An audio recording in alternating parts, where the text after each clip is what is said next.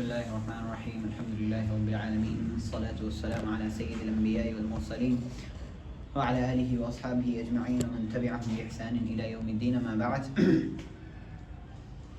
فقد قال الله تعالى في القرآن المجيد أعوذ بالله من الشيطان الرجيم بسم الله الرحمن الرحيم إن الله لا يستحيي أن يضرب مثلا ما بعوضة فما فوقها فأما الذين آمنوا فيعلمون أنه الحق من ربهم وأما الذين كفروا فيقولون ماذا أراد الله بهذا مثلا يضل به كثيرا ويهدي به كثيرا وما يضل به إلا الفاسقين.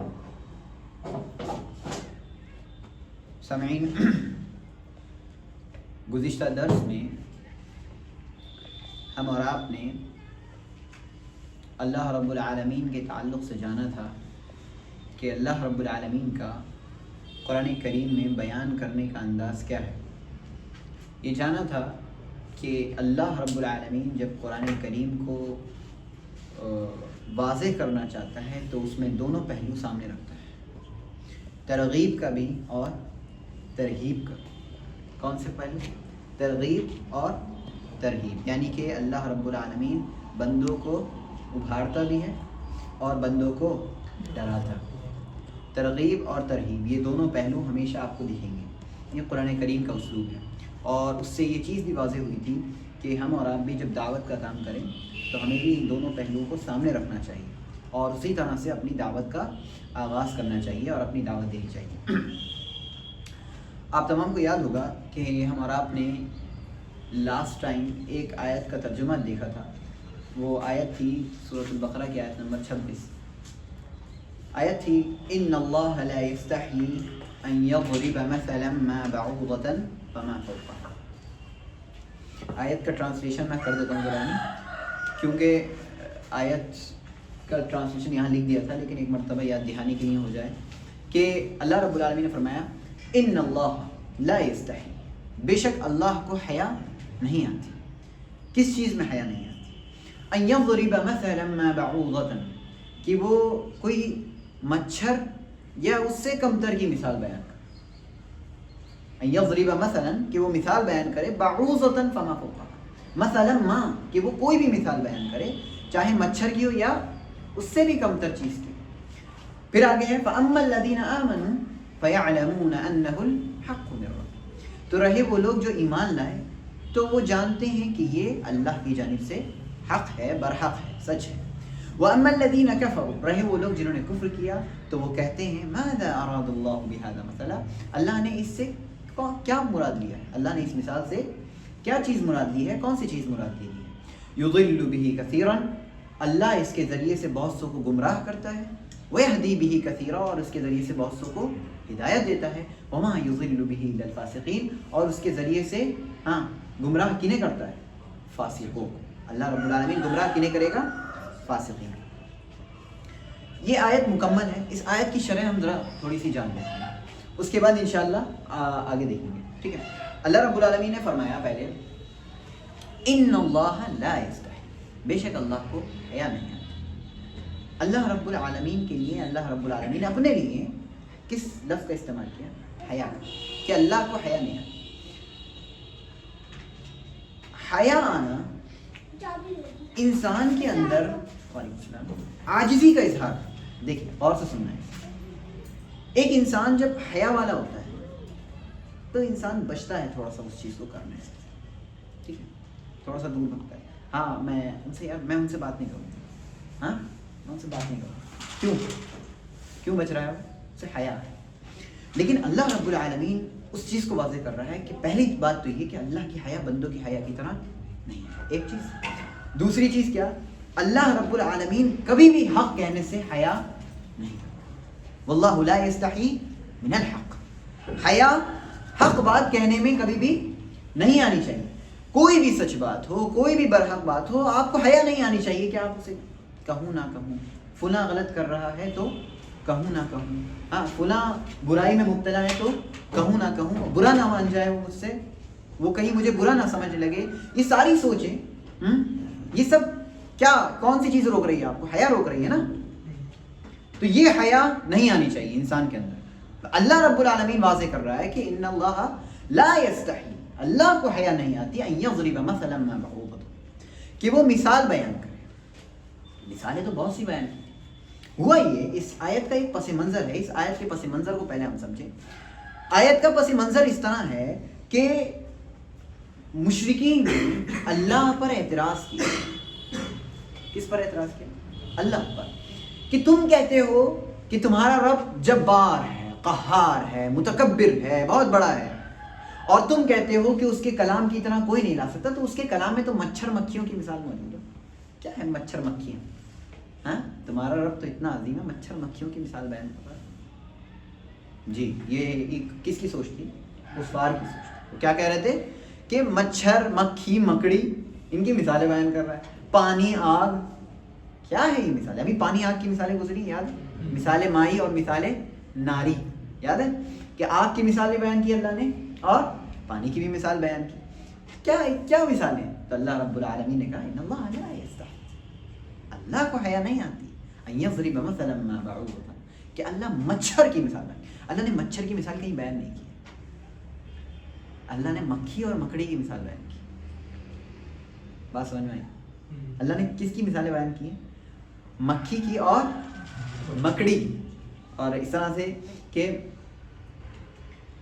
ان الذین تدعون من دون اللہ، بے شک وہ لوگ جو اللہ کو چھوڑ کر دوسروں کو پکارتے ہیں، وہ جنہیں وہ پکارتے ہیں لن یخلقوا ذبابا، وہ ایک مکھی تک پیدا نہیں کر سکتے، ولو اجتمعوا لہ، سب آپس میں اکٹھا ہو جائیں اور مل جائیں گے ایک مکھی پیدا کریں گے، ہم نہیں پیدا کر سکتے، کیونکہ پیدا کرنے کے لیے چاہیے جان، روح، اور روح ڈال نہیں سکتا کوئی سوائے اللہ۔ سمجھ میں آ رہی بات؟ روح کوئی نہیں ڈال سکتا سوائے اللہ۔ اس لیے اللہ رب العالمین نے کیا کہا؟ ان اللہ لا یستحی ان یضرب مثلا ما بعوضہ، مچھر کی مثال ہے نہیں، لیکن مکھی کی مثال ہے، اور مکھی کی مثال پر اعتراض تھا، اور کیا ہے؟ فما فوقہا، یا اس سے بھی اوپر۔ ایک صاحب نے اعتراض کیا کہ آپ ترجمہ کر رہے ہیں کہ مچھر یا اس سے کمتر کی مثال بیان کریں، اور ترجمہ کیا ہو رہا ہے؟ مچھر یا اس سے اوپر کی مثال۔ ہاں دیکھیے، اوپر کس چیز میں اوپر؟ اللہ مچھر کو کیا دکھانا چاہ رہا ہے کہ تمہاری نظروں میں جس طرح یہ حقیر ہے نا، اس حقیر سے بھی اوپر کی چیز لے آؤ، یعنی اس سے حقیر سے بھی اوپر کی چیز حقارت میں لے آؤ، کمتر چیز میں اور چلے جاؤ۔ فما فوقہا، علیکم السلام، فما فوقہا سے مطلب سمجھ میں آیا کہ وعلیکم السلام، مچھر کی مثال یا اس سے اوپر، یعنی اس سے بھی کمتر کی مثال۔ بات سمجھ میں آئی؟ اوپر سے کیا مراد ہے؟ یعنی حقارت میں کمی، حقارت میں اوپر، تو اوپر نہیں جائے گا، وہ نیچے جائے گا، ٹھیک ہے؟ کوئی چیز حقیر ہو، ذلیل ہو، ادنا ہو، میں کہوں اس سے بھی ادنا، جیسے کہ ان کے بارے میں آتا ہے، کفار کے بارے میں، کہ یہ جانوروں کی طرح یا اس سے بھی بدتر، تو اس کے لیے اللہ نے پتہ ہے کیا لفظ استعمال کیا؟ بل ہم اضل، یا اس سے بھی زیادہ گمراہ، تو زیادہ کے نیچے آئیں گے، وہ زیادہ گمراہی میں، مطلب نیچے جا رہے ہیں نا وہ گمراہی میں۔ سمجھ میں آ رہی بات؟ تو یہ فوقہا کا مطلب کیا ہوگا؟ دونا لفظ ہے فوق، فوق مانے کیا ہوتے ہیں؟ اوپر، اعلیٰ، اور دون ہوتے ہیں نیچے یا کمتر، ٹھیک ہے؟ فوق، دون، یہ دو لفظ ہیں، ٹھیک ہے؟ تو فوق یہاں پر کس معنی میں ہے؟ دونا کے معنی میں، دونا یعنی کمتر، یعنی اللہ مچھر یا اس سے کمتر کی مثال بیان کرے، اللہ کو اس چیز میں حیا نہیں آتی۔ کیوں نہیں حیا آتی؟ کیونکہ مثال بالکل فٹ ہو رہی ہے، تو حیا کیوں آئے؟ مقصد جب پورا ہو رہا ہے تو حیا کیوں آئے؟ مسئلہ یہ ہے۔ دیکھیے، اللہ نے مثال بیان کی مچھر کی، یا اللہ نے مثال بیان کی مکھی کی، یا اللہ نے مثال بیان کی مکڑی کی۔ اللہ رب العالمین نے کیوں مثال بیان کی؟ یہ واضح کرنے کے لیے جس طرح جن کو تم پکارتے ہو وہ کسی چیز کے بھی مالک نہیں، وہ گھٹیا سے گھٹیا تر ہے کہ نہیں؟ جنہیں تم پکارتے ہو، پتھروں کو پکارتے ہو، تو گھٹیا ہے کہ نہیں؟ کمتر ہے۔ اسی طرح مچھر بھی کمتر ہے تمہاری نظروں میں، مکھی بھی کمتر ہے تمہاری نظروں میں، مکڑی بھی کمتر ہے تمہاری نظروں میں۔ یہ جب کچھ نہیں کر سکتے تو ویسے ہی یہ کچھ نہیں کر سکتے۔ بات سمجھ میں آئی؟ تو مثال کا تعلق سمجھ میں آیا کیا ہے؟ کہ جس طرح جن کو تم پکارتے ہو وہ کچھ نہیں اختیار رکھتے، اسی طرح مکھی اور مکڑی بھی اختیار نہیں رکھتے. جس طرح مکھی اور مکڑی تمہاری نظروں میں حقیر ہے، اسی طرح یہ معبود بھی حقیر ہے. تو مثال بالکل فٹ بیٹھ رہی ہے کہ نہیں بیٹھ رہی؟ تو واضح ہو گیا نا کہ نصیحت آپ کو حاصل ہو گئی نا. مقصد آپ کو مثال سے کیا ڈھونڈنا ہے؟ مقصد ڈھونڈنا ہے کہ مقصد تک بات پہنچ رہی ہے نہیں پہنچ رہی. اللہ رب العالمین نے مقصد واضح کر دیا. جب تک مقصد واضح ہے تو پھر آپ اعتراض نہیں کر سکتے، چاہے مکھی کی مثال بیان کریں، چاہے مکڑی کی، چاہے پانی کی، چاہے آگ کی. مقصد اصل ہے. ٹھیک ہے. اللہ نے آگے فرمایا دونوں گروہوں کا ذکر کیا، اور ہم 3 گروہوں کا ذکر پڑھتے آ رہے ہیں. کون کون سے؟ ایک مومنین اور ایک کفار اور ایک منافقین. یہاں منافقین کا بھی ذکر نہیں ہے، ابھی کس کا ہے؟ صرف مومنین اور کافر کا. فرمایا کہ فَأَمَّا الَّذِينَ آمَنُوا، رہے وہ لوگ جو ایمان لائے، رہے وہ لوگ جو ایمان لائے تو وہ جانتے ہیں کہ یہ ان کے رب کی جانب سے حق ہے. کیا؟ یہ مثال سچ ہے. انہیں کسی چیز میں شک نہیں. ہم اور آپ ایمان والے ہیں نا، تو ہمیں کسی بھی چیز میں شک نہیں. اللہ رب العالمین نے یہاں لفظ کیا استعمال کیا؟ فَأَمَّا الَّذِينَ آمَنُوا فَيَعْلَمُونَ، رہے وہ لوگ جو ایمان لائے تو وہ کیا جانتے؟ اَنَّهُ الْحَقُّ مِن رَبِّهِمْ. جاننے کے بعد اللہ رب العالمین نے کیا لفظ استعمال کیا؟ کہ یہ ان کے رب کی جانب سے حق. اچھا، جاننا اللہ رب العالمین نے کیوں استعمال کیا؟ میں دونوں لفظ استعمال کر دیتا ہوں یہاں پر. یعلمون اور ایک ہے یقولون. مومنین کے لیے اللہ نے یعلمون کا لفظ استعمال کیا.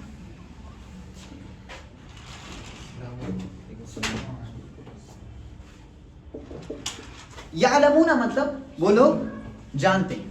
اور پتہ ہے ایک ہوتا ہے علم، ایک ہوتا ہے ظن. ایک ہوتا ہے علم اور ایک ہوتا ہے ظن. علم بولتے ہیں یقین. علم کسے بولتے ہیں؟ یقین. اور ظن کسے بولتے ہیں؟ شک و گمان. علم میں انسان 100% شیور ہوتا ہے، اور ظن میں انسان متردد ہوتا ہے، شک میں ہوتا ہے. 50% ہے 50%. ٹھیک ہے. اللہ نے ایمان والوں کے لیے کیا لفظ استعمال کیا؟ یعلمون. وہ لوگ جانتے ہیں، یعنی کہ ان لوگوں کو کیا ہے؟ یقین.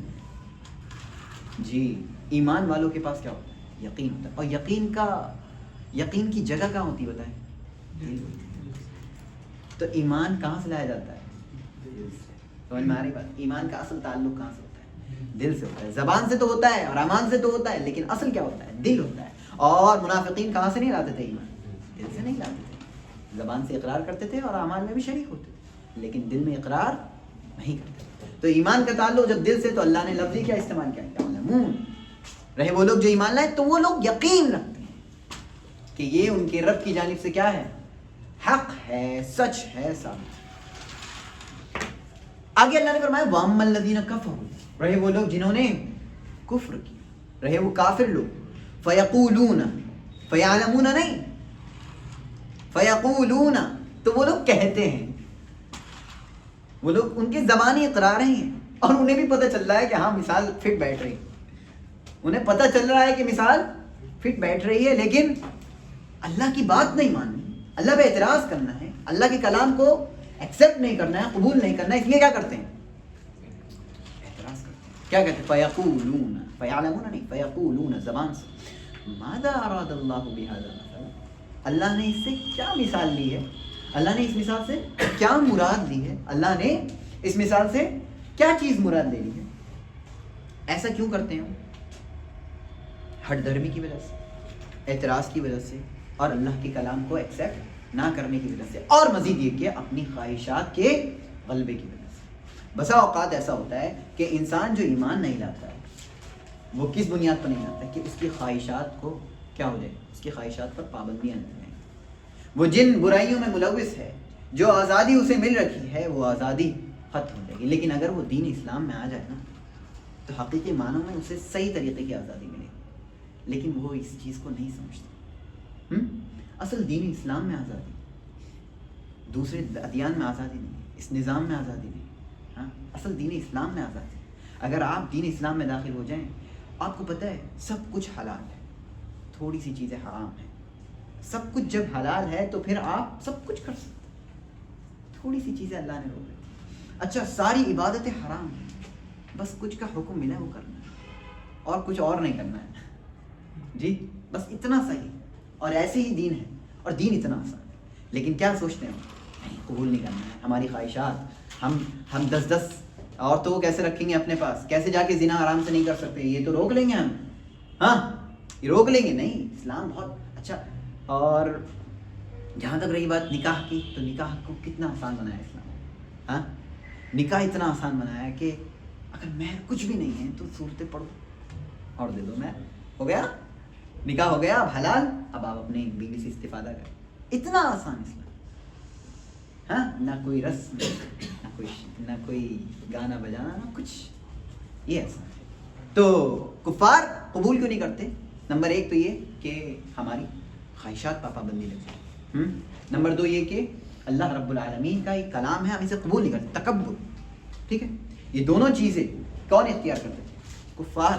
اور انہی دونوں چیزوں کی بنیاد پر کیا ایمان نہیں لاتے تھے, اور کیا کرتے تھے؟ اعتراض کرتے تھے. چنانچہ انہوں نے اعتراض کیا. اللہ نے فرمایا آگے, وَأَمَّا الَّذِينَ كَفَرُوا فَيَقُولُونَ مَاذَا أَرَادَ اللَّهُ بِهَذَا مَثَلًا يُضِلُّ بِهِ كَثِيرًا. اللہ اس مثال کے ذریعے سے بہت سو کو گمراہ کرتا ہے. وَيَهْدِي بِهِ كَثِيرًا, اور اس کے ذریعے سے بہت سو کو ہدایت دیتا ہے. کیا جتنوں کو گمراہ کرتا ہے اتنوں کو ہدایت دیتا ہے؟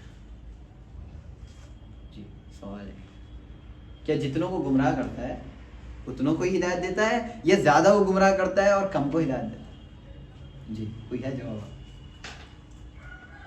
جی ملتا ہے ایک نبی صلی اللہ علیہ وسلم نے کی ایک بات ملتا ہے کہ 999 جہنم کے لیے ہے,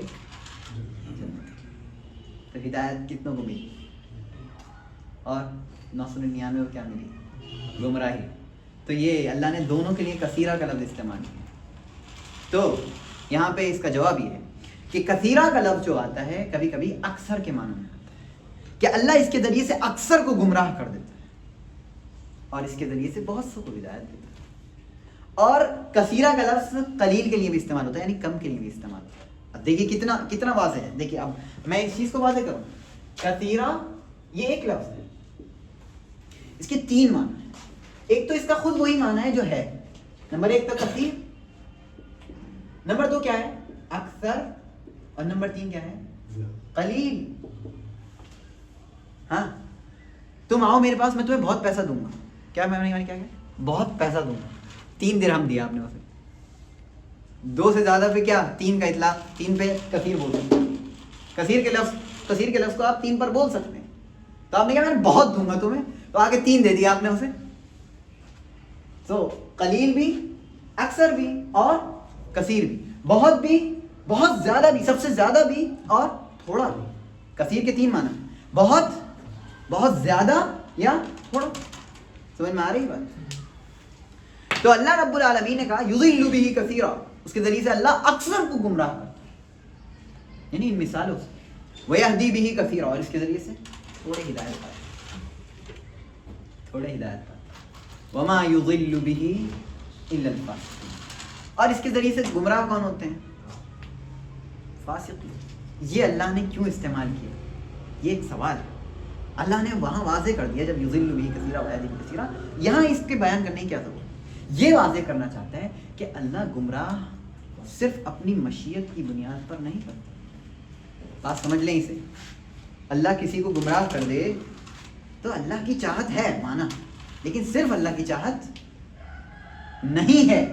یہ واضح رکھیں, اللہ نے اسی لیے واضح کیا کہ اللہ نے انہیں گمراہ خود سے نہیں کیا, اپنی مشیت بس میری چاہت تھی. حالانکہ اللہ پہ کوئی اعتراض بھی نہیں کر سکتا, اللہ کی پیداوار ہے, ہاں سب کچھ, لیکن تمہارا بھی جرم ہے. اللہ نے فرمایا وما یضل بہ الا الفاسقین, اللہ اس کے ذریعے گمراہ کنہیں کرتا ہے؟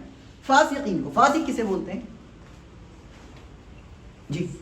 فاسق اللہ کی اطاعت سے نکل جانے والے کسے بولتے ہیں؟ اللہ کی اطاعت سے نکل جانے والے کو, باہر, یعنی حدود پار کر دیا.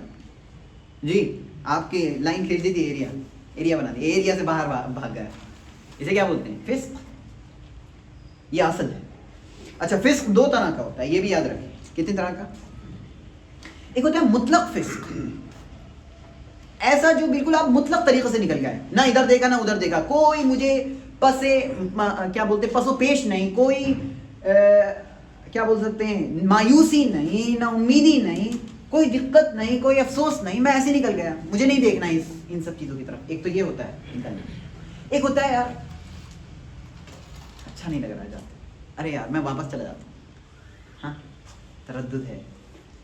یہ دو طرح کا نکلنا ہوتا ہے. ایک کافر جو ہوتا ہے وہ بغیر دیکھے نکلتا ہے باہر ڈائریکٹ، نہیں دیکھنا کیا ہے، کچھ نہیں ہے، سب بکواس. اور ایک مومن جو ہوتا ہے ایک پیر رکھتا ہے، ارے شاید غلط تو نہیں کر رہا ہوں، دوسرا پیر باہر آ گیا، حدود سے باہر کہتا ہے ارے نہیں میں واپس جاؤں. یہ ایک مومن. سمجھ میں آ رہی بات؟ اس مثال کو سمجھیں، بات سمجھ میں آئی؟ تو ایسے نکلنا. فسق کسے بولتے ہیں؟ اللہ کی اطاعت سے نکلنا. اللہ کی اطاعت سے تو مومن بھی نکلتا ہے، اور اللہ کی اطاعت سے کافر نکلتا ہے، وہ بھی نکلتا ہے. لیکن اللہ کی اطاعت سے بالکل نکل جاتا ہے کون؟ کافر. اور مومن جو ہوتا ہے وہ اللہ کی اطاعت سے نکلتا ہے پھر واپس آ جاتا ہے. بات سمجھ میں آئی؟ تو فسق مومن میں بھی پایا جا سکتا ہے اور فسق کافر میں پایا. یہاں جو فاسق مراد ہے وہ کون سا فاسق؟ کافر. اس کے ذریعے سے اللہ کنہیں گمراہ کرتا ہے؟ فاسقین کو. یہاں فاسق سے مراد کون ہے؟ کافر لوگ مراد ہے کہ اللہ ان کے ذریعے اس کے ذریعے سے کس کو گمراہ کرتا ہے؟ فاسقین، جو یہ چاہتے ہی نہیں ہیں کہ اللہ رب العالمین کے دین میں آئے. اچھا ایک مفسر اس طرح سے لکھتے ہیں کہ اللہ انہیں گمراہ پتہ ہے کیوں کرتا ہے؟ کیونکہ اللہ نے ان میں کوئی خیر دیکھی ہی نہیں. اللہ تو جانتا ہے نا مستقبل کو. ہاں ان میں خیر ہے ہی نہیں، آنا ہی نہیں چاہتے. قرآن کریم کی ایک آیت ہے فَلَمَّا زَاغُوا أَزَاغَ اللَّهُ قُلُوبَهُمْ. جب انہوں نے کجی اختیار کی اللہ نے ان کے دلوں کو کجی کر دیا، ان کے دلوں کو ٹیڑھا کر دیا. جب انہوں نے اپنے آپ کو ٹیڑھا کیا اللہ نے اور ان کے دلوں کو ٹیڑھا کر دیا. جتنا آپ بھاگیں گے اللہ سے اللہ رب العالمین بھی آپ سے دور ہو جائے گا، اور جتنا آپ اللہ کی طرف دوڑ کر جائیں گے اللہ رب العالمین بھی آپ کے اتنا قریب آئے گا. اتنا نہیں بلکہ کئی گنا قریب آئے گا. ہے نا ایک روایت ہے کہ جو میرے پاس چلتا ہوا آتا ہے میں اس کے پاس دوڑتا ہوا جاتا ہوں. یہ اللہ رب العالمین نے کہا. تصور کریں کہ اللہ رب العالمین رحیم کتنا ہے اور اللہ رب العالمین کا غضب کتنا کم ہے. اللہ رب العالمین نے ارشاد فرمایا ان رحمتی سبقت غضبی. بے شک میری رحمت میرے غصے پر سبقت دے جا چکی. میری رحمت آگے بڑھ گئی ہے اور غصہ پیچھے رہ گیا. میری رحمت آگے نکل گئی ہے اور میرا غصہ پیچھے رہ گیا ہے. یہ اللہ رب العالمین کی رحمت ہے. تو اللہ گمراہ ایسے نہیں کرتا ہے. اللہ دیکھتا ہے کہ یہ بندہ آنا ہی نہیں چاہتا اور اللہ اسے بیچ بیچ میں کیا دیتا رہتا ہے؟ مہلتیں بھی دیتا رہتا ہے. اللہ رب العالمین اسے جھٹکے بھی دیتا رہتا ہے کہ ہو سکتا ہے اب آ جائے. نشانیاں بھی دکھاتا رہتا ہے کہ ہو سکتا ہے آ جائے. لیکن جب دیکھتا ہے اللہ رب العالمین نہیں آنا چاہتا پھر اللہ رب العالمین اس کے لیے دنیا کھول دیتا ہے اور ساری کشادگیاں دنیا کی سب اسے ملنے لگتی ہیں. اور پھر اس کے بعد کیا ہوتا ہے؟ ایک دم آتی ہے موت. اور پھر اس کے بعد جب موت کا فرشتہ سامنے ہوتا ہے تو کہتا ہے باسطوا ایدیہم، ہاتھ پھیلاتے ہیں، اخرجوا انفسکم، باہر نکلو باہر نکلو. یہ جسم دیا تھا، روح دی تھی، اب اس روح کو نکالو اور یہ جسم گیا تمہارا. جتنا فائدہ اٹھانا تھا تم نے اس سے اور جتنا تم نے غلط طریقے سے فائدہ اٹھانا تھا، ناجائز فائدہ اٹھانا تھا، اٹھا لیا، اب نکلو باہر. انہیں دھمکی دی جائے گی، موت کے موقع سے ہی دھمکی دینا شروع ہو جائے گی. کنہیں؟ کفار. اس لیے کفر بہت خطرناک شے اور ایمان بہت ہی عظیم شے. اور کہا جاتا ہے کہ اس کائنات میں پائی جانے والی چیزوں میں سب سے عظیم چیز جو ہے وہ ایمان ہے. اگر اس کائنات کو پوری کائنات کو سونے سے بھر دیا جائے اور ایک طرف ایمان رکھ دیا جائے تو وہ ایمان بھاری ہو جائے گا اور وہ سونا کوئی کام کا نہیں. بات سمجھ میں آ رہی؟ تو ایمان بہت عظیم چیز اور یہ ایمان جس کے پاس ہے وہ کامیاب اور کامیاب. تو اللہ نے فرما دیا وما یضل بہ، اور اس کے ذریعے سے اللہ گمراہ کنہیں کرتا ہے؟ صرف فاسقین. اس سے ایک اور چیز سمجھ میں آتی ہے کہ گمراہی کا بھی کنٹرول کس کے ہاتھ میں؟ اللہ کے ہاتھ میں. میں آپ کو آ کے غلط باتیں سنا دوں آپ گمراہ نہیں ہو سکتے جب تک کہ اللہ نہ چاہے. اسی طرح ہدایت کا بھی کنٹرول کس کے ہاتھ میں؟ اللہ نے. ہدایت میں اس وقت تک نہیں دے سکتا جب تک کہ اللہ نہ چاہے. کلیئر؟ یہ آیت کلیئر ہو گئی؟ اچھا اب آگے اللہ رب العالمین نے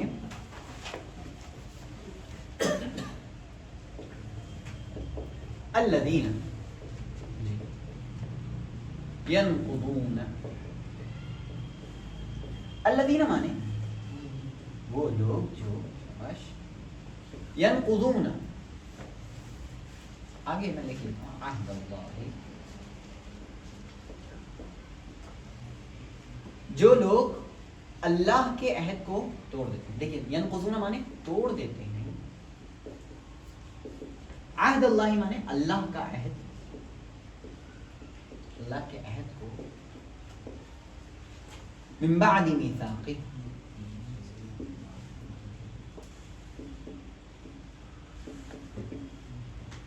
من مانے سے، بعدی مانے بعد، میثاقی مانے اس کے میثاق، اس کے میثاق کے بعد، یہ بتا دیں کیا ہے اس کے میثاق، میثاق عہد کو بولتے ہیں. وَيَقْطَعُونَ، آیت پوری دیکھتے ہیں اسے. وَيَقْطَعُونَ واو مانے اور، یقطعون مانے کاٹتے ہیں،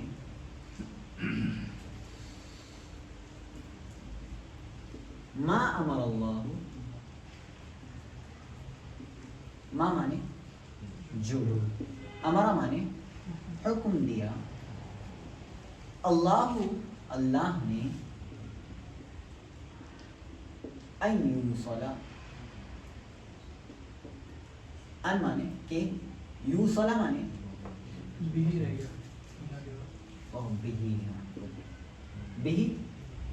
بھی اس کے ذریعے،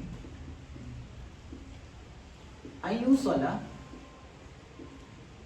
ہاں اوصل یوصل مانے ہوتے ہیں جوڑنا، یوصل مانے کہ جوڑا جائے،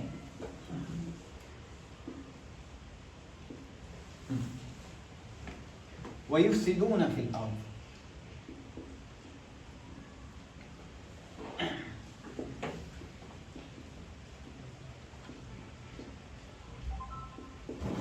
واو مانے اور، یفسدون مانے وہ لوگ فساد مچاتے ہیں. اچھا فساد کے کا ٹرانسلیشن میں نے کیا کرایا تھا؟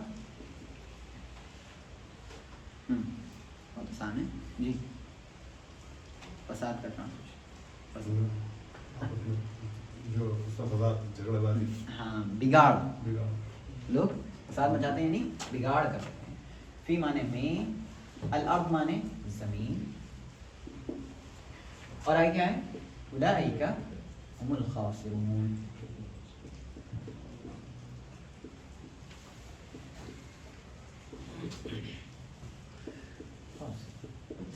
اولئک مانے وہ لوگ، ہم مانے وہ، گھاٹا اٹھانے والے ہیں. ترجمہ دیکھیں، الذین ینقضون عہد اللہ، وہ لوگ جو اللہ کے عہد کو توڑ دیتے ہیں، من بعد میثاقہ، اس سے عہد کرنے کے بعد، میثاق عہد کرنا، وَيَقْطَعُونَ مَا أَمَرَ اللَّهُ بِهِ أَن يُوصَلَ، اور وہ جو اللہ نے جن کو جوڑنے کا حکم دیا ہے اسے توڑ دیتے ہیں، اللہ نے جس چیز کو جوڑنے کا حکم دیا ہے اسے توڑ دیتے ہیں. وَيُفْسِدُونَ فِي الْأَرْضِ، اور زمین میں فساد مچاتے ہیں، زمین میں بگاڑ پھیلاتے ہیں. اولئک هم الخاسرون، یہی لوگ کیا ہیں؟ نقصان اٹھاتے ہیں. ابھی پیچھے آیت میں، پچھلی آیت میں کیا گزرا ہے؟ وما یضل به الا الفاسقین، یہی گزرا ہے. اور اس کے ذریعے سے اللہ کنہیں گمراہ کرتا ہے؟ فاسق لوگ. اب ان فاسقین کی یہاں تفصیل ہے، وہ ہیں کون؟ ٹھیک ہے، یہاں سے اب تفصیل شروع. اللہ نے 3 صفتیں بیان کی. کتنی؟ 3. سب سے پہلی صفت ہے الذین ینقضون عہد اللہ من بعد میثاقہ، یہ ایک صفت ہے یہاں تک. ٹھیک ہے. دوسری ہے وَيَقْطَعُونَ مَا أَمَرَ اللَّهُ بِهِ أَن يُوصَلَ، یہ دوسری صفت ہے. اور تیسری کیا ہے؟ وَيُفْسِدُونَ فِي الْأَرْضِ، یہ تیسری صفت ہے. اور یہ انجام ہے اللہ رب العالمین نے جو واضح کیا ہے. فاسق ہیں، فسق ہے. ٹھیک ہے. یہ ہے کیوں؟ وہ 3 بنیادوں پر. پہلی بنیاد یہ ہے اللہ نے پیدائش سے لے کر یا پیدائش سے بھی پہلے سے ہاں موت تک جو بھی عہد لیے ہیں ان سب کو کیا کر دیتے ہیں؟ توڑ دیتے ہیں. پھر سے سنیں، اللہ نے پیدائش سے پہلے سے لے کر موت تک جتنے عہد لیے ہیں ان سب کو کیا کر دیتے ہیں؟ توڑ دیتے ہیں. اس میں سارے عہد داخل ہیں. مفسرین بعض ایک لیتے ہیں، بعض ایک لیتے ہیں، لیکن اس میں سارے عہد داخل ہیں. سب کو کیا کرتے ہیں؟ توڑتے ہیں. اللہ نے سب سے پہلا عہد کیا لیا تھا؟ جب آدم علیہ السلام کی پیٹھ سے ان کی ذریت کو نکالا اور کیا کہا؟ الستُ بربکم، کیا میں تمہارا رب نہیں ہوں؟ قالوا بلا، سب نے کیا کہا؟ بالکل. شہدنا، ہم گواہی دیتے ہیں آپ ہی تو ہمارے رب ہیں.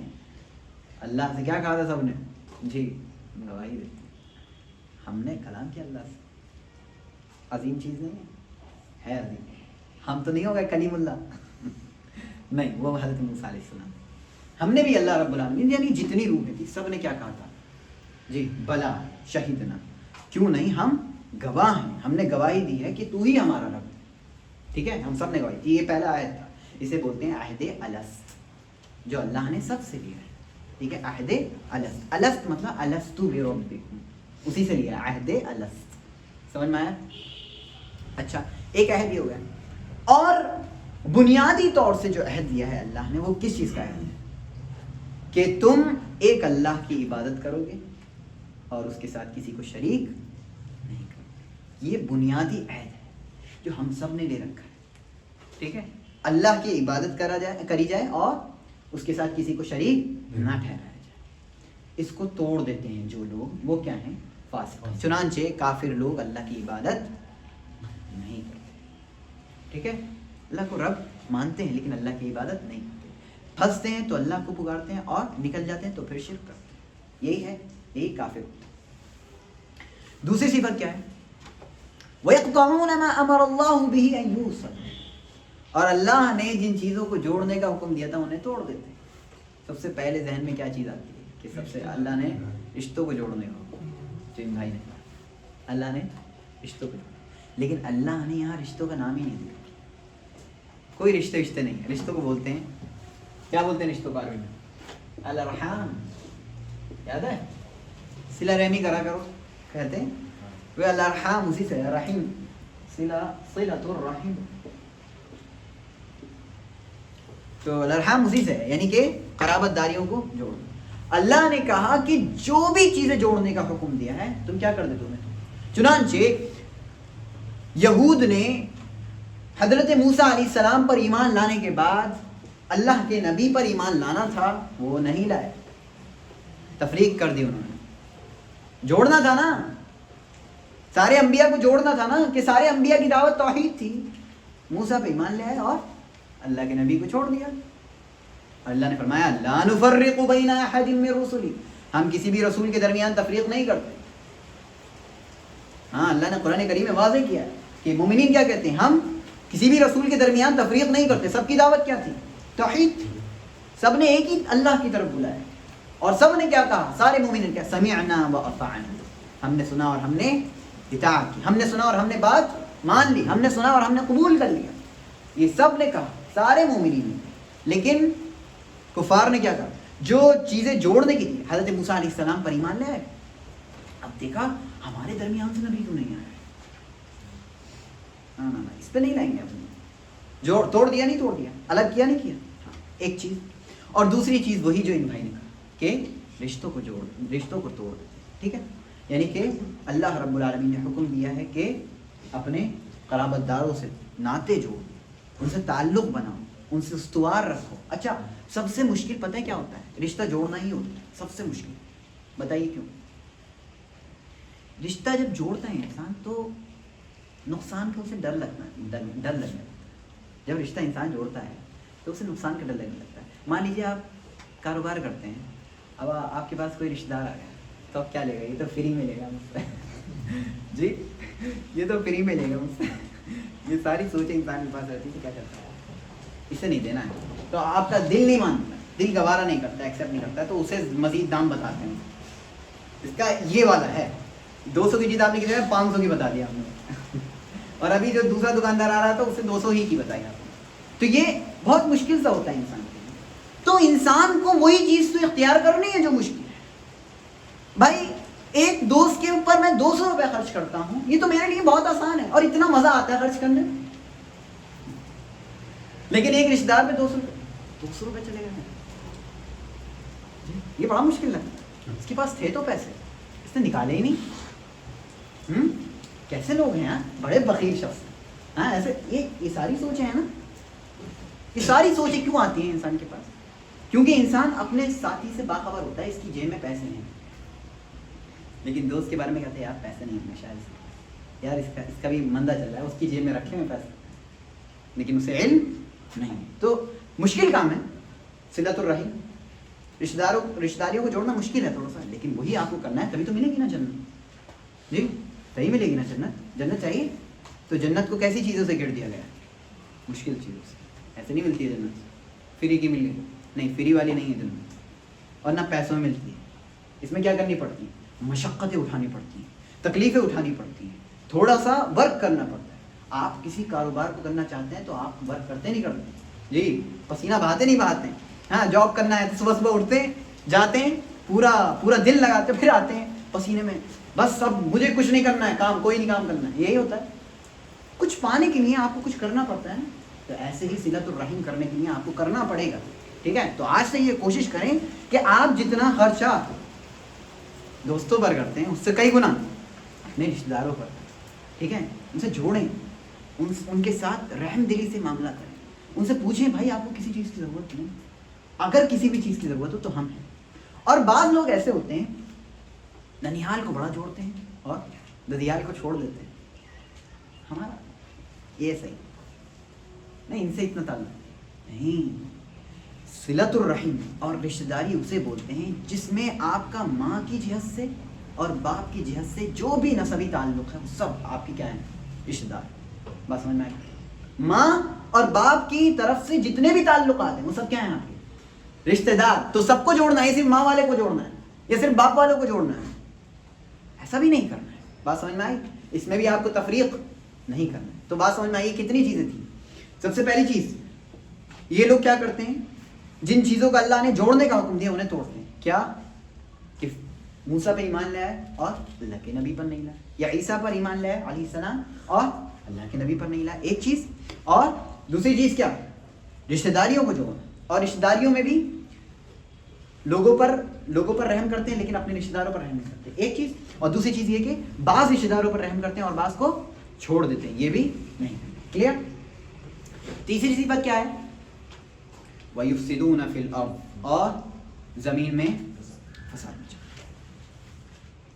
دیکھیے میں آپ کو یاد ہوگا کہ میں نے بتایا ہو کہ سب سے بڑا مفسد کون ہے اس روئے زمین پر جو آج تک موجود ہے, ابھی بھی موجود ہے.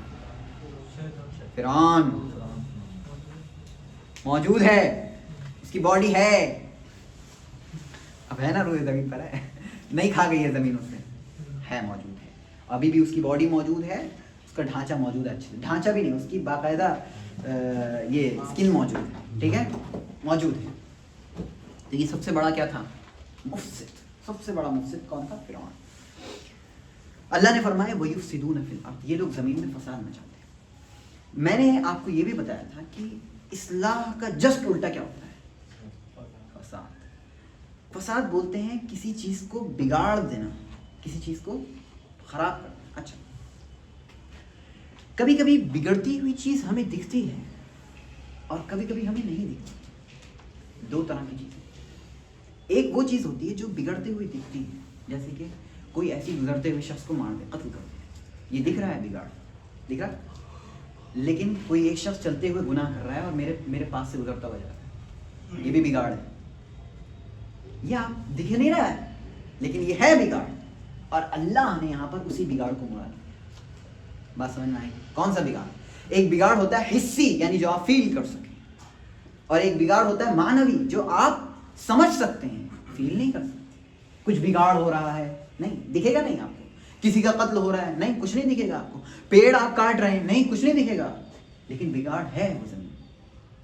اور یہاں پر وہی بگاڑ مراد ہے. کون سا؟ معنوی, جو سمجھا جا سکتا ہے, جس کا آپ کے پاس علم ہے. چنانچہ دنیا میں ہونے والے جتنے گناہ ہیں وہ سب کیا ہیں, فساد. سمجھ میں آئی؟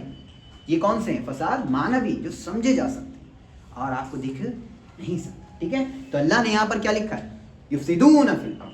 اللہ نے یہاں پر کیا فرمایا ہے کہ وہ زمین میں کیا کرتے ہیں, فساد مچاتے ہیں. فساد فی الارض کیا ہے, کہ اللہ کی اطاعت سے باہر نکل جانا، اللہ رب العالمین کی بات نہ ماننا، اللہ کی بات کو قبول نہ کرنا، بلکہ اللہ کی نافرمانی کرنا، اور یہ لوگ کرتے تھے، تو یہ کیا ہے؟ زمین میں فساد مچا۔ اچھا، پہلی کیا تھی چیز؟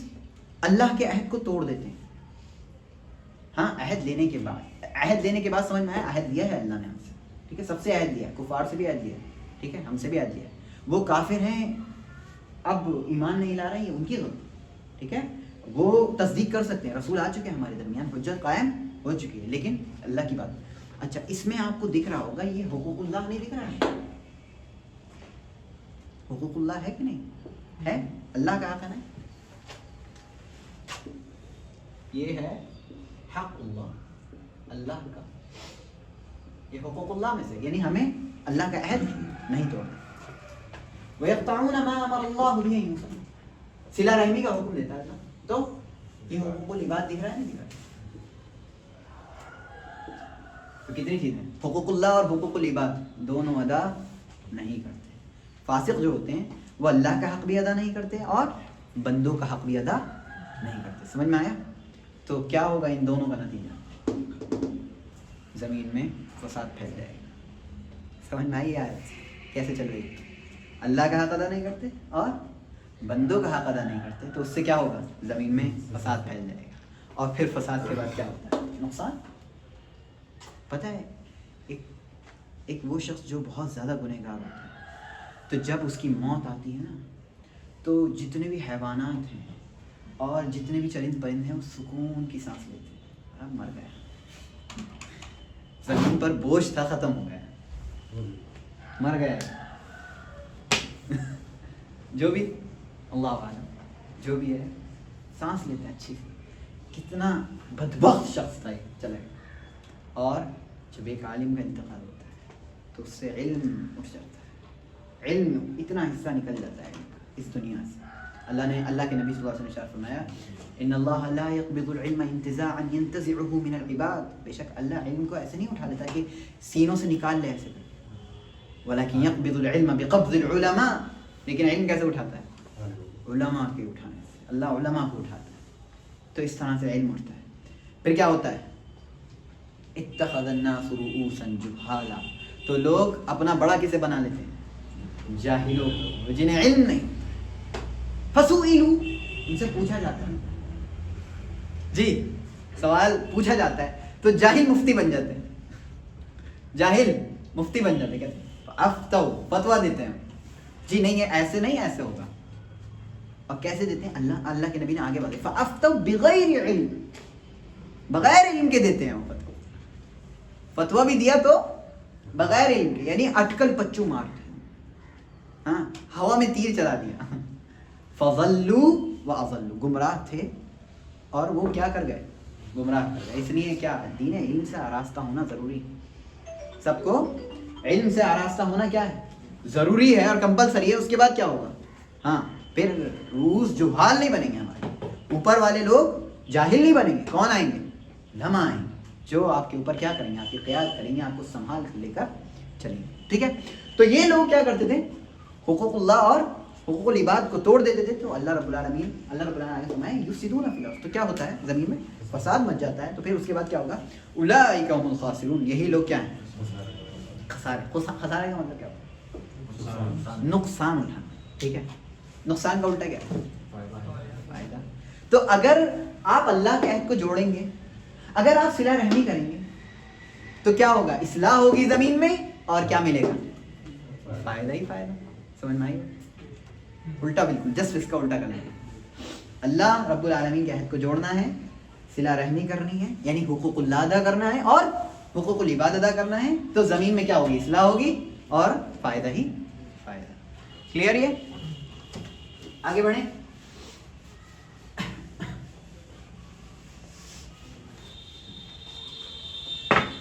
اللہ نے آگے فرمایا کیف تکفرون باللہ وکنتم امواتا۔ چلیے میں اعراب نہیں لگا رہا ہوں، آپ لوگ پڑھ تو لے جائیں گے انشاءاللہ، ہے کہ نہیں؟ وکنتم امواتا فاحیاکم ثم یمیتکم ثم يحييكم ثم إليه ترجعون.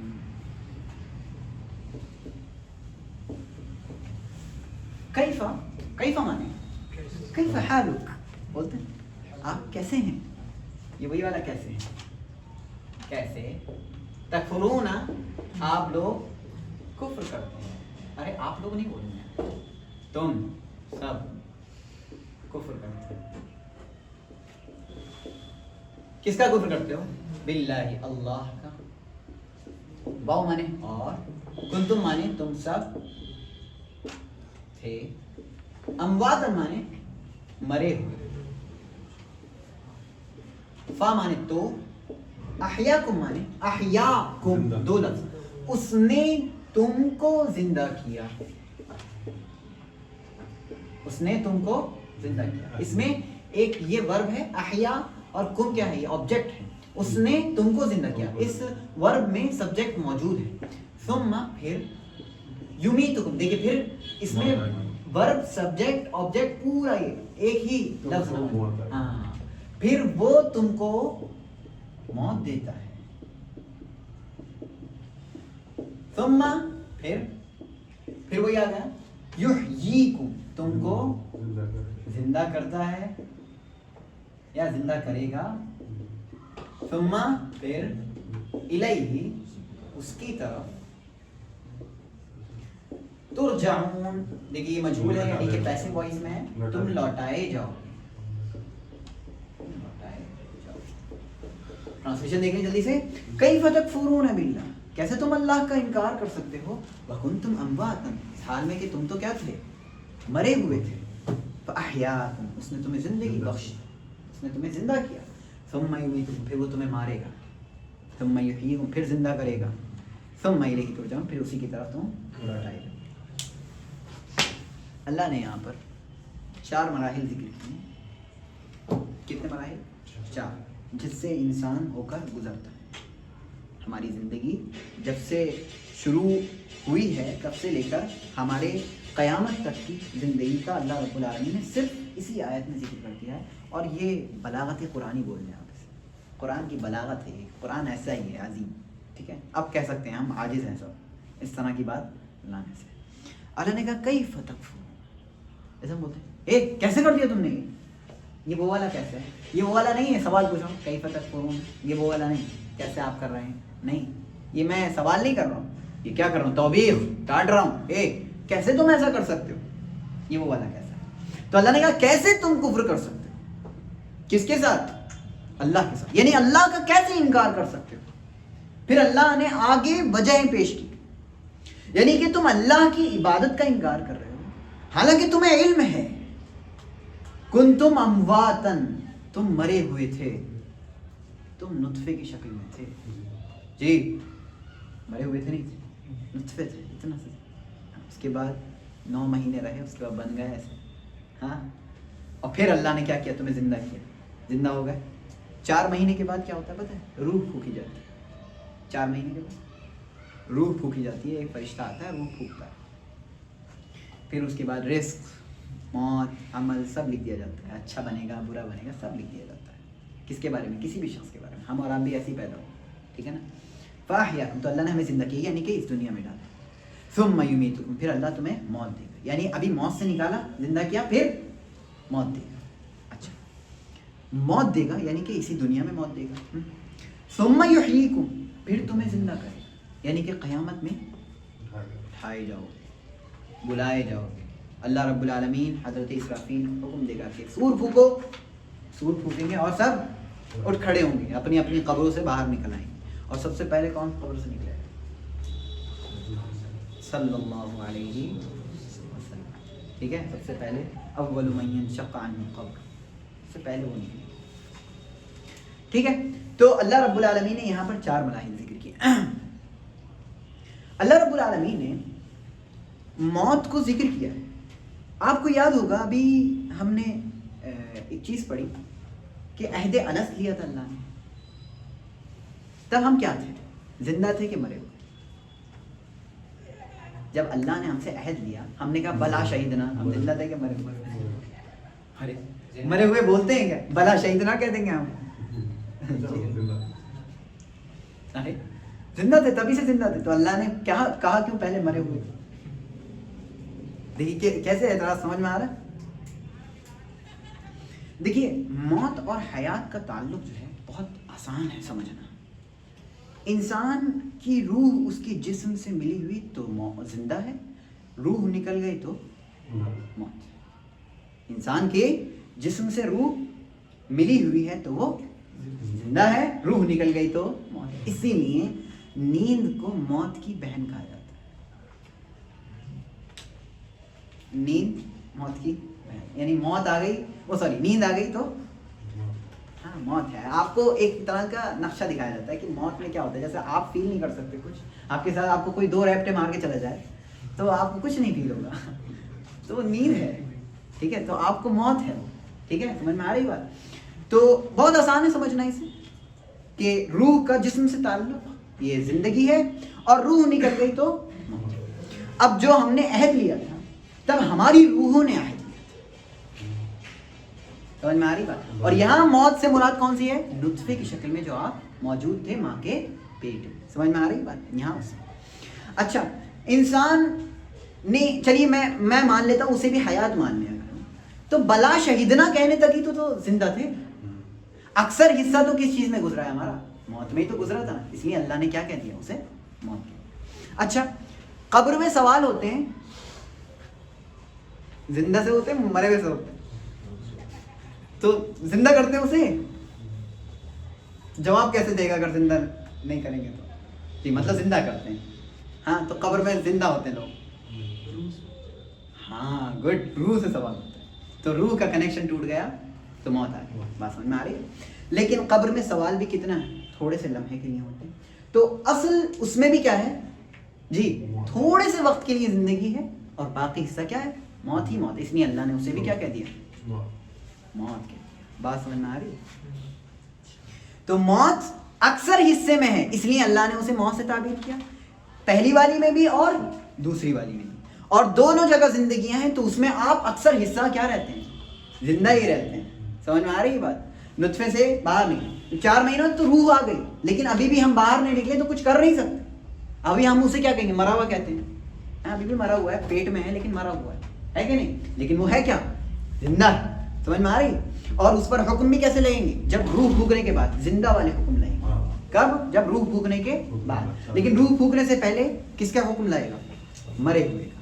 سمجھ میں آ رہی بات؟ ان ساری چیزوں سے یہ سب مل رہا ہے. اللہ نے کہا ثم یمیتکم ثم یحییکم، پھر اللہ نے کہا ثم الیہ ترجعون، پھر اسی کی طرف تمہیں لوٹایا جانا. یعنی سب کا مقر کیا ہے؟ سب کا ٹھکانہ کیا ہے؟ اللہ ہی کی طرف. اللہ کے پاس سے آئے ہیں اور جانا بھی کہاں ہے؟ اللہ رب العالمین کے پاس. اگلی آیت میں اللہ نے آگے فرمایا هو الذی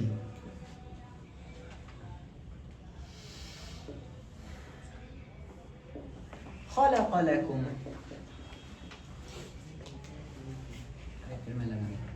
ما فی الارض جمیعا.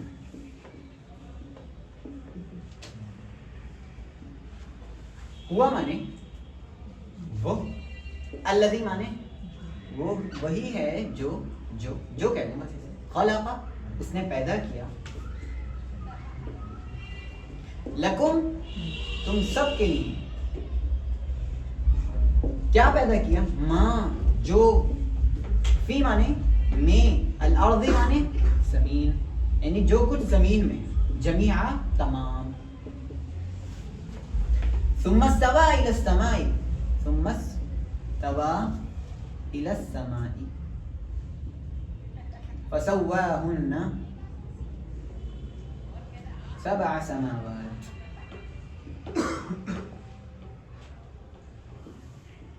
وهو بكل شيء عليم. اللہ دیکھیں پھر استوا الی السماء، اس کا پورے کا معنی ہوگا آسمان کی طرف قصد کیا. فسواہن، پھر انہیں ٹھیک ٹھیک کر دیا.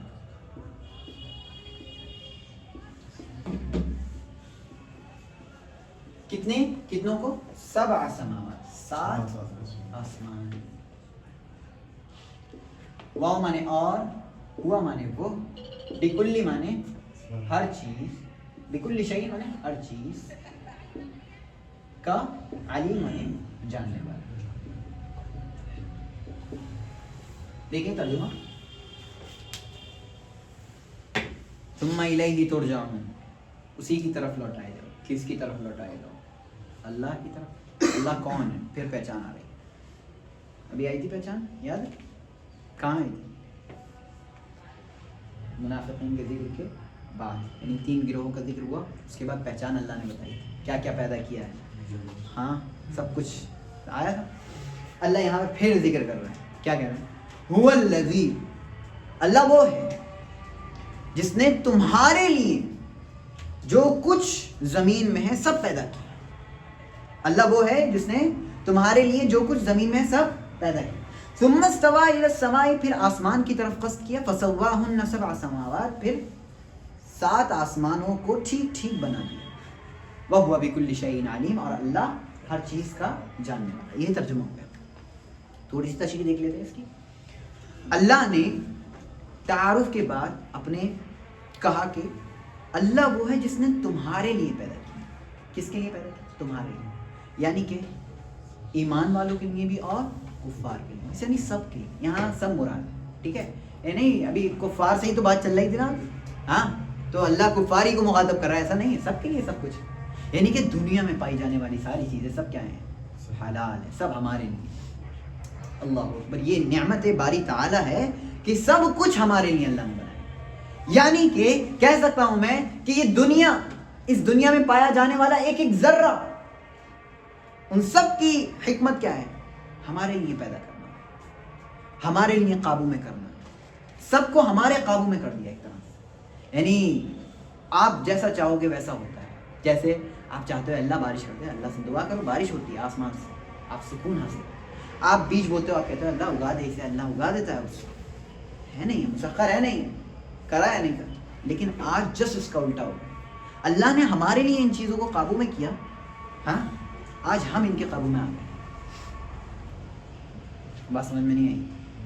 اللہ نے ہمارے لیے سب کچھ قابو میں کیا تھا، اب ہم ان کے قابو میں آ گئے.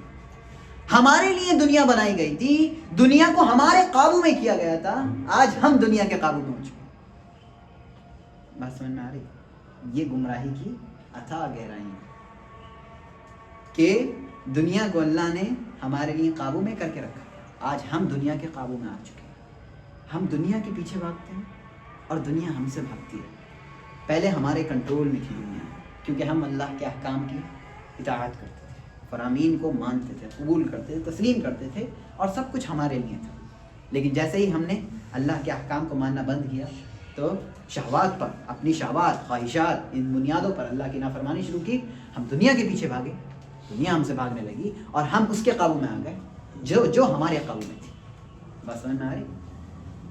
یہ اللہ نے واضح کیا، وَالَّذِي خَلَقَ لَكُم مَا فِي الْأَرْضِ، جو کچھ زمین میں سب کچھ، ایک ایک چیز، ما فی الارض جميعا، کچھ بھی نہیں چھوڑا، ما فی الارض جميعا، سب کچھ.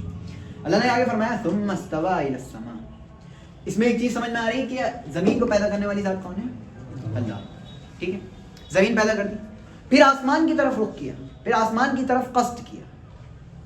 الى السماء، آسمان تھے جو قصد کیا.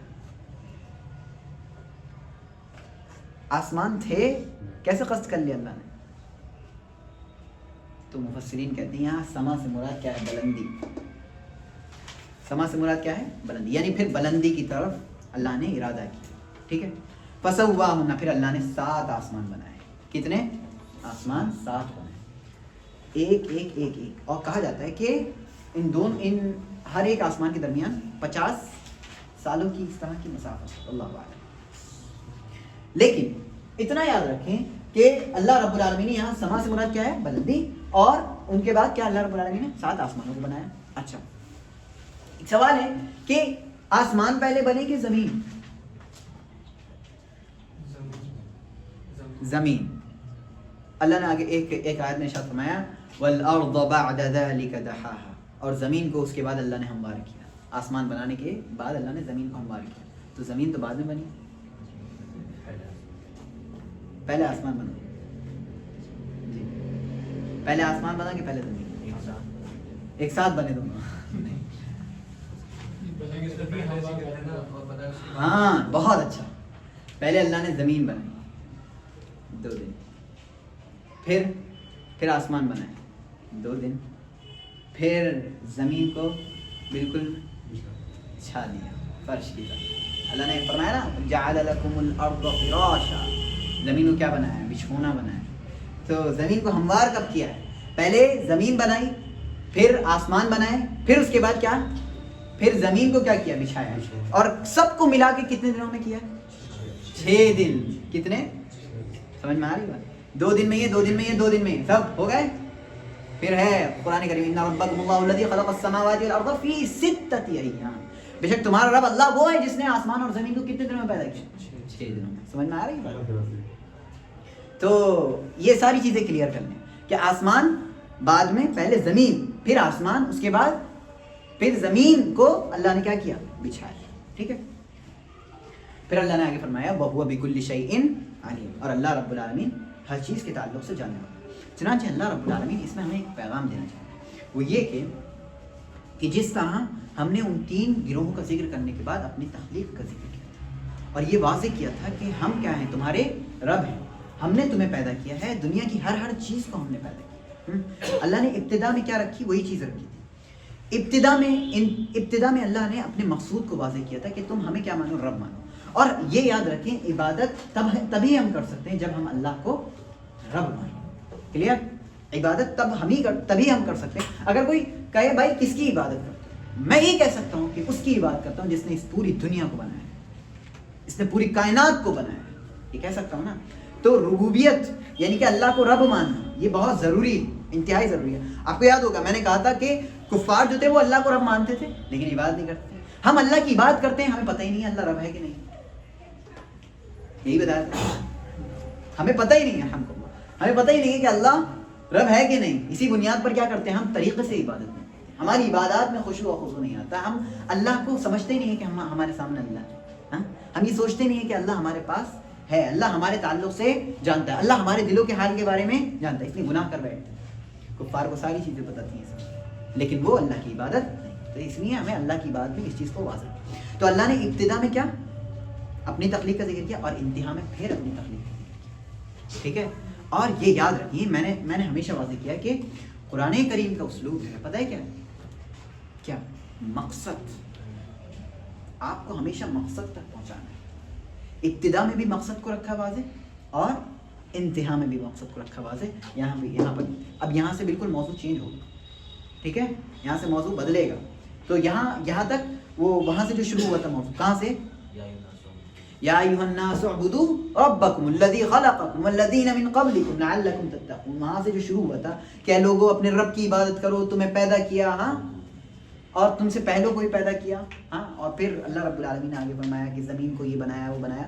اس کے بعد یہاں پہ آ کے اللہ نے پھر کہا وہ سب کچھ تو پیدا کیا تھا اور وہ سب ہم نے پیدا اس لیے کیا تھا تاکہ تم اس سے کیا اٹھاؤ؟ فائدہ اٹھاؤ، نہ کہ تم اس کے قابو میں آ جاؤ. اور ہم اس کے قابو میں آ گئے اس لیے ہم کیا ہیں؟ گمراہ ہوتے جا رہے ہیں. اللہ رب العالمین ہمیں ہدایت کی توفیق ہے. انشاءاللہ اب ہم اس کے بعد سے اسٹارٹ کریں گے. اس کے بعد انشاءاللہ آدم علیہ السلام کے واقعات کا آغاز ہے. انشاءاللہ ہم اسے دیکھیں گے. سبحانک اللہم و بحمدک اشہد ان لا الہ الا انت استغفرک و اتوب الیک.